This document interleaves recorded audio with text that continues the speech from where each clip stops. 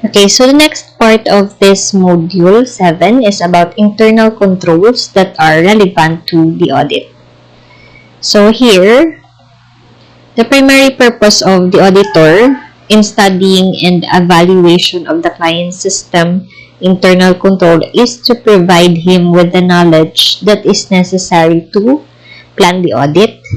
Okay, so because in planning, the auditor will develop the preliminary audit strategy for each FS assertion based on his understanding of the entity's internal control. So in this case, if the auditor will determine that the internal controls are effective, meaning there is a slight possibility that there is misstatement. However, if it was found out that the internal control is not effective, so more likely there are a lot of misstatements that is present in the FS. So another is to assess the control risk, of course. So we mentioned and discussed this in the audit risk before, that control risk is associated with the internal control system of the entity.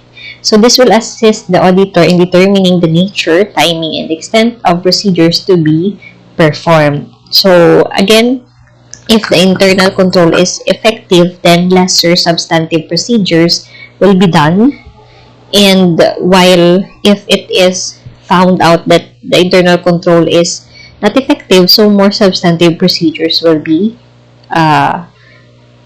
performed by the auditor to minimize the overall audit risk. Okay, the second purpose of the auditor in studying and evaluation of the entity's system of internal control is to inform the management and those charged with governance concerning significant deficiencies that were discovered during the audit. Okay, so of course, again, we've mentioned the quality of internal control, if it's effective or not.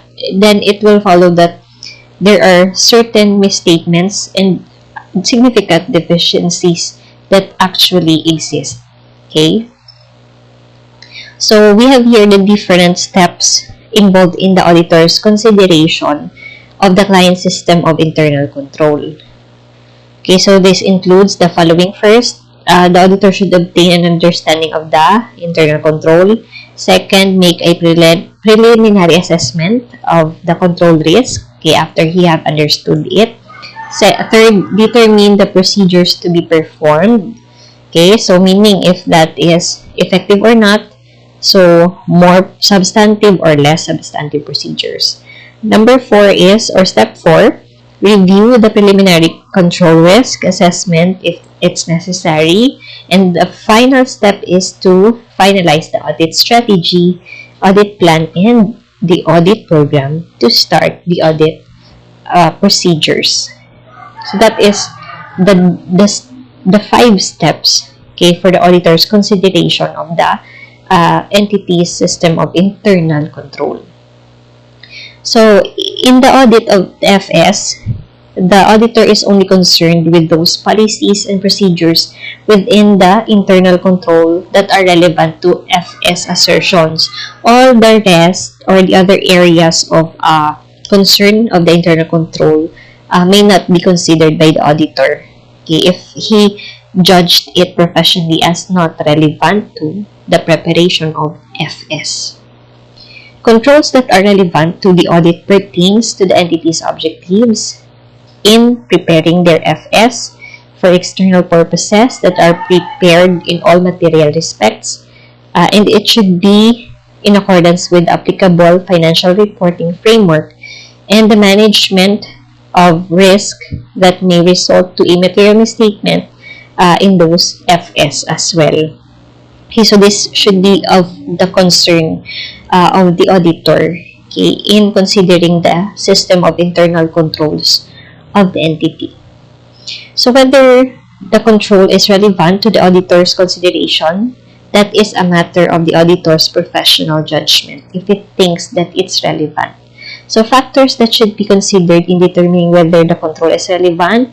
Of course, the auditor should consider its materiality, the significance of the related risk, and the size of the entity. So these are the three consider factors that he needs to consider in determining or judging if that control is relevant to the audit. Okay, as well as the nature of the entity, entity's business, diversity and complexity of the operations, any applicable legal and regulatory requirements, circumstances also that are applicable component to the internal control, the nature and complexity of the systems that are part of the internal control, which includes the use of service organizations, and lastly is whether and how a specific control individually or in combination with others prevents or detects and corrects the material misstatements. So those are the different factors that the auditor needs, okay, in assessing professionally if that internal control is relevant in the audit. Okay, so those are the things, okay, that should be considered.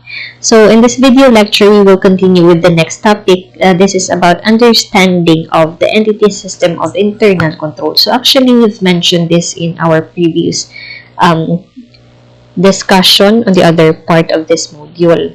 Okay, so the auditor's understanding of the entity system of internal control will help him to have a preliminary understanding of how the entity identify their business risk and how they respond to them. Okay, of course, we all know that internal control should prevent, detect, and correct such risks. Okay, and of course, this will lead on how management acts on it. Okay. Another is to identify the type of potential material misstatement that could occur in the FS. So we've mentioned that also. So another is consider the factors that affect the identification and assessment of risk of material misstatement also in FS, as well as the design, nature, and timing of further audit procedures. So we've mentioned this before, if the internal control is effective or not. So more or less substantive procedures.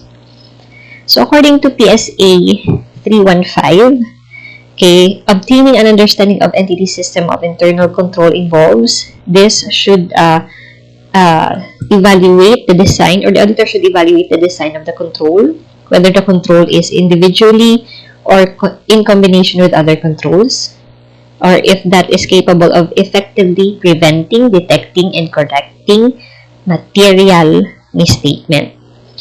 Another is the auditor should determine also whether the control has been implemented or placed in operations. Okay, so he has to find that out.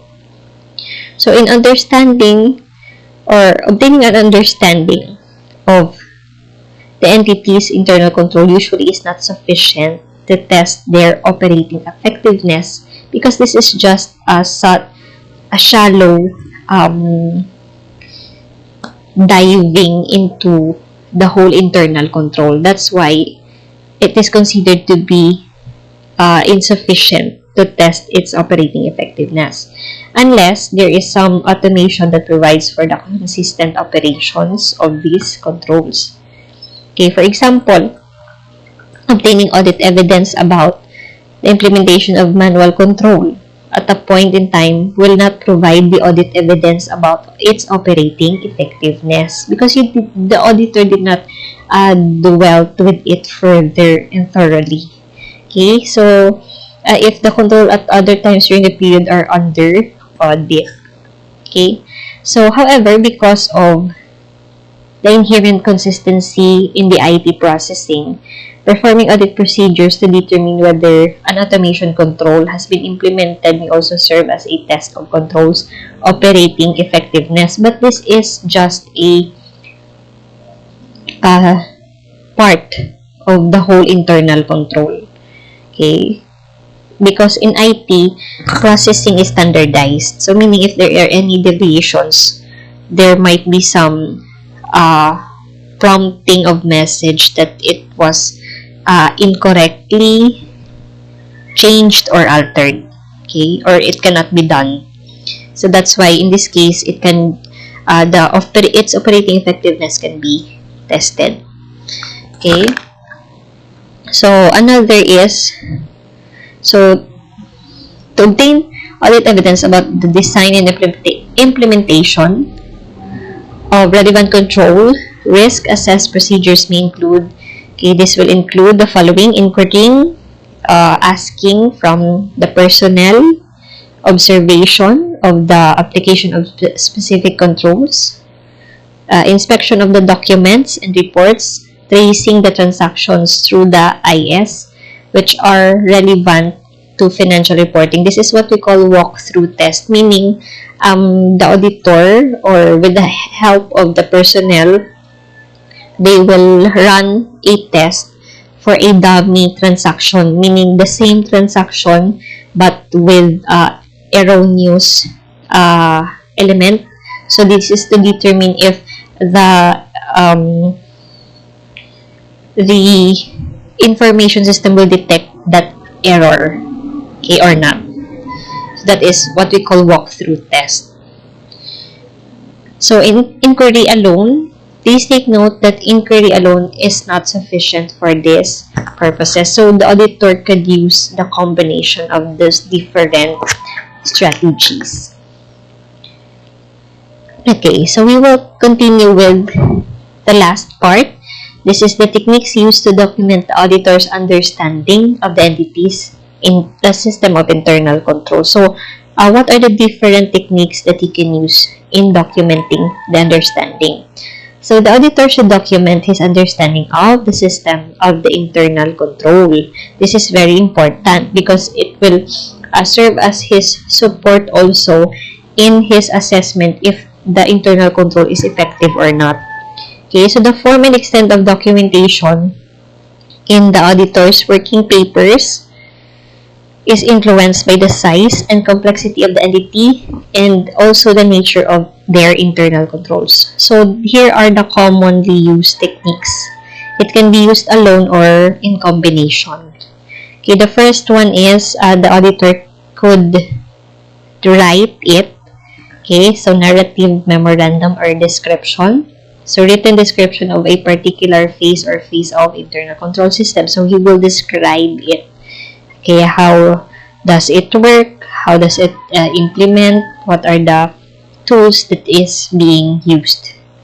Okay, so this method is most appropriate in describing simple systems, but it can also be utilized for systems that are complicated or revised. So narratives are very flexible, and they may be tailor-made according to the particular need of the engagement. And this is very strong type of documentation because it seems to be complete, okay, with explanation. So, however, the auditor may not have the skills to describe the system accurately and concisely, so that would be a problem. So, such documentation requires more time to prepare, okay, as well. So another is, aside from narrative, the auditor could also use flow charting. So it includes, or it consists of interrelated symbols that diagram the flow of document and procedures through a system. So flow chart is much easier and faster because it illustrates the system. Okay, so you can also, or the auditor can also write some descriptions about it as they illustrate, okay, a particular internal control. So this method uses standardized symbols, interconnecting lines, and annotations to indicate the information, documents, and document flow. So this provides also a better overall picture of the client's internal control system, and this is very easy to update. Nevertheless, flowcharts are difficult to prepare and is often hard to identify the weakness by simply looking at them, unlike with reading in a narrative form. So these are the most common um, flow charting symbols that are being used. But there are a lot others, okay, to illustrate the flow of the internal control. So another technique is internal control questionnaire. So it contains a series of questions that is designed to detect any weakness in the client's internal controls. So in this case, if there is a yes answer, then it might indicate a strength, while a no indicates a possible weakness. Okay, so such form of documentation is easy to use and facilitates the early recognition of any strength or weakness in the internal controls that are not included in the questionnaire. Okay, another technique is decision table or tables. So this system is depicted as decision points where the logical relationships among conditions and actions are emphasized. So as with flowcharts, decision tables are easily understood but are difficult as well to prepare. Okay, because this also use some symbols and interconnecting lines and some decisions whether to proceed or not. Okay, and what are the actions to be taken. Okay. Another is the checklist. So it contains a detailed enumeration of the methods which characterizes a good internal control. So here, if that instance is present, then the auditor will check it, and so on. Actually, a checklist only provides a guide in the review of the internal controls, and it will not represent a record of the auditor's findings, however. So frequently, checklists are used together with other forms of documentation.